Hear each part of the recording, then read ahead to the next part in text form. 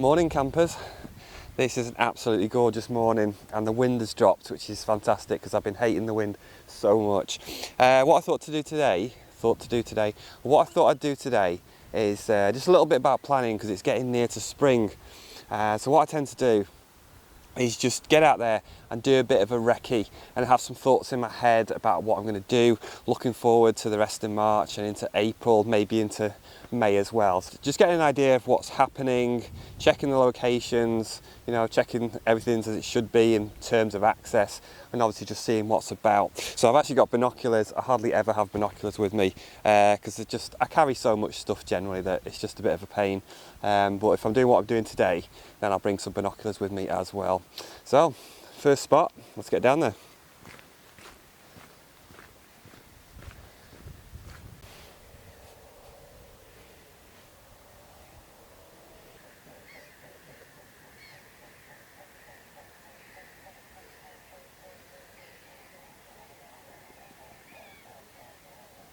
Wow, that was absolutely beautiful.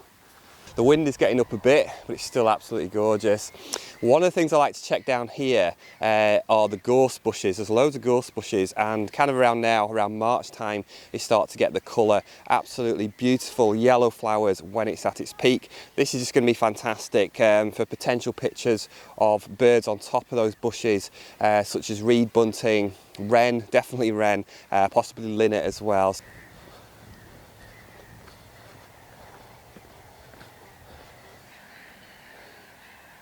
Couple of swans out there, gulls going crazy as usual,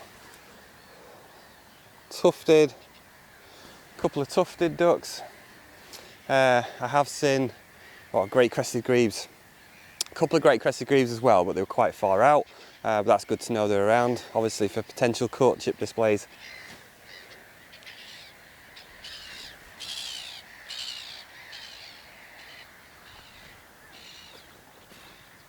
Oh, chetties.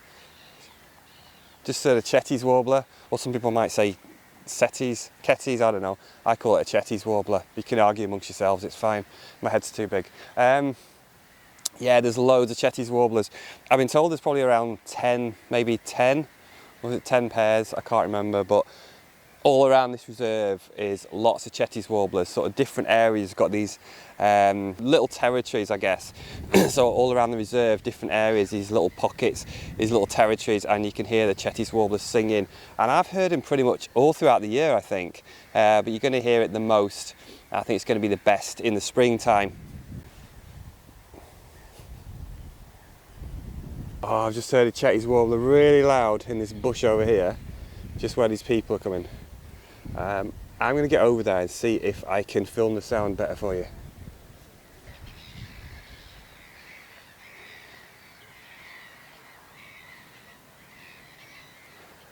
Come on. Come on, chetties. Come on.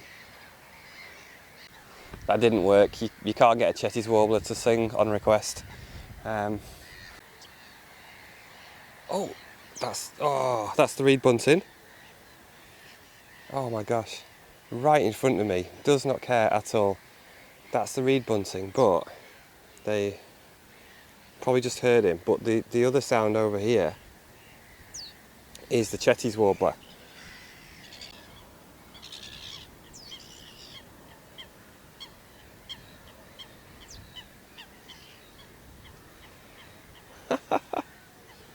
He's getting up higher to sing, I think.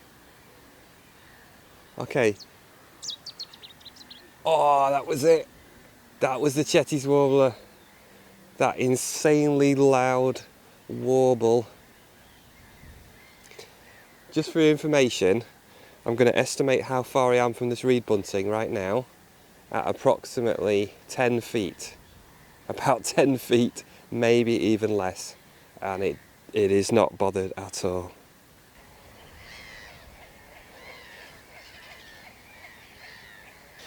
There are two great crested grebes just on the other side of this fence, kind of directly behind that middle fence post, and they've just been making a lot of noise, chuntering away as they do. It's quite distinctive, kind of chuntering sound when they're pairing up with a courtship.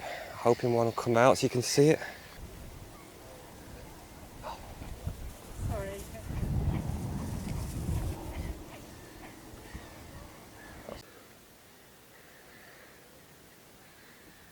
I have thoroughly enjoyed this morning, and it's not been about the photography because I haven't even taken any pictures. I didn't really come to take pictures, but I've just enjoyed just being out in nature and the bird life and the sounds, the song, and beautiful weather as well.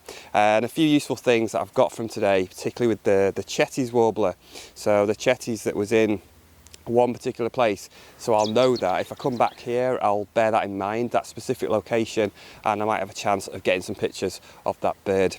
Well, I can't cope with any more people for today. It's like way over double digits, so I'm going to break up the day now, and then the next recce, which we're going to be doing late this afternoon into the evening, is going to be barn owls.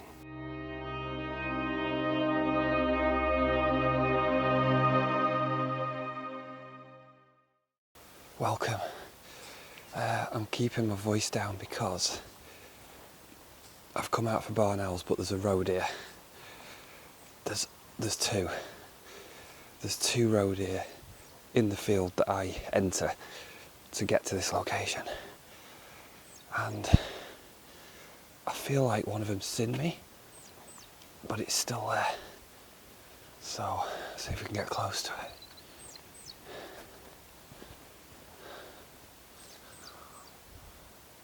I can see its white butt. It's just at the edge of this field. I don't know if you can see it there.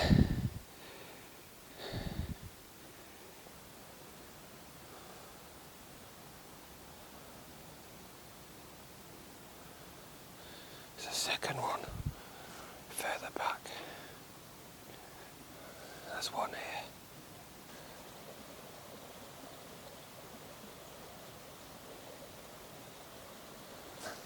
It's a male as well. It's a male.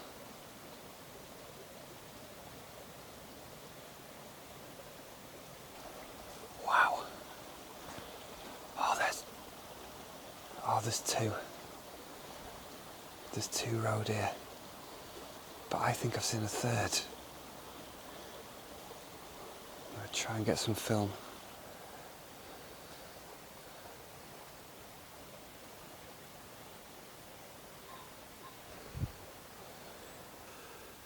Oh God, they're a nightmare. So this is one of the problems with this location, is I do two things here, barn owl and roe deer. And it's kind of better to pick one or the other, I think. But I've come in here and I'm late. I just got here way later than I should have done. And basically the deer are in this field. So this is where I was going to do my little vlog and wait for the barn owl. But the roe deer are already in here. But the great thing is I don't seem to have spooked them. They seem to be absolutely fine. They've gone off in that direction towards the west, towards where the sun's set. But they kind of wandered off looking relaxed, so I don't think I spooked them at all. But the barn owls, so this location basically, I've watched barn owls and photographed them here for a number of years. So I like to come down. There always seems to be more activity here in March and early April. I don't really know why, then it just seems to be more erratic. But where I am now, for barn owl and maybe for roe deer as well, for some reason this seems to be, they just seem to spend more time here in March, possibly into early April, but probably March is the better time. I guess it's something to do with the field and the food source, I don't know, but just historically that's what always seems to happen.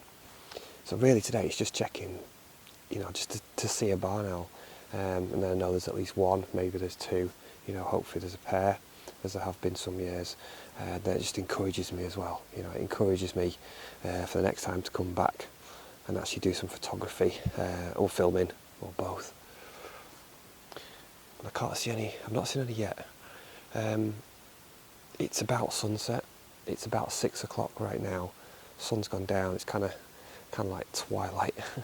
The moon's up there actually. It's getting really dark now. No sign of barn owl, I'm afraid. I put myself in a slightly different position. I'm kind of on the edge of 3 fields.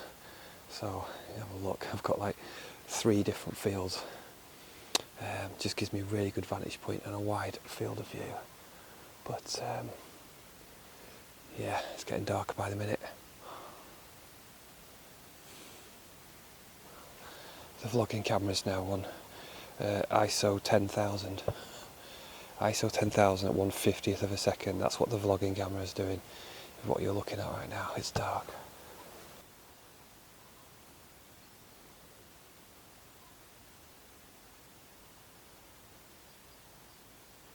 Oh, so as you can see, it's very, very dark now. And unfortunately, no sightings of any barn owls this evening.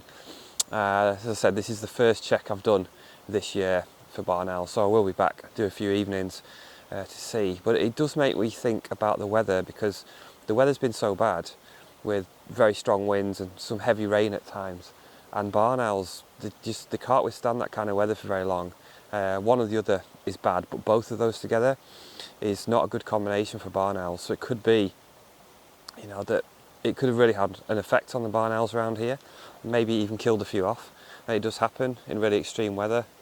If you've had that for too long, the birds just, they can't cope and they can't find food, or they get waterlogged. So we'll see, but I'll be back here again to do some more recce's in the next few weeks.